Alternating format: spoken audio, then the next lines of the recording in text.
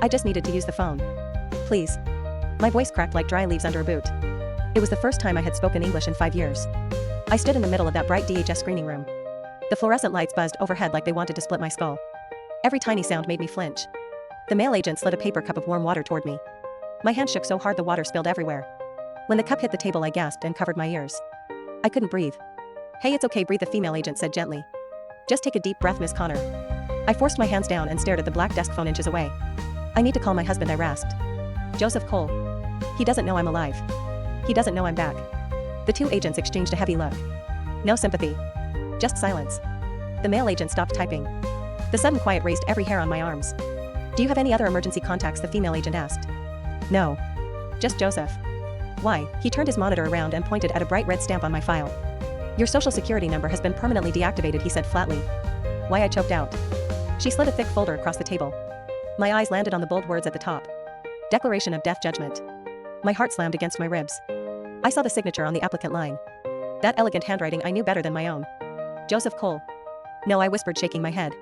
I pointed at my bruised face. I'm right here. I'm alive. It's a legal ruling from 3 years ago based on your disappearance, the agent explained. I didn't wait. I lunged for the phone. My fingers punched in the number I had repeated every single night in that nightmare. I pressed it to my ear, heart pounding. The number you have reached is no longer in service. The robotic voice hit me like a punch. The mail agent reached over and hung up. Mr. Cole has changed all his contact information. I grabbed his sleeve. Send a car, please. Take me to Long Island. Take me to our estate. If Joseph just sees me, he'll fix this. The female agent sighed and pulled out a fresh census paper. She highlighted one line and turned it toward me. Next to spouse under Joseph Cole's name was a new name in black ink. Candy Riley. Nausea slammed into me so hard I gagged. The room spun. My knees gave out and I collapsed into the chair. Water spilled across the table and onto my boots. I didn't feel it. I remembered the airport 5 years ago.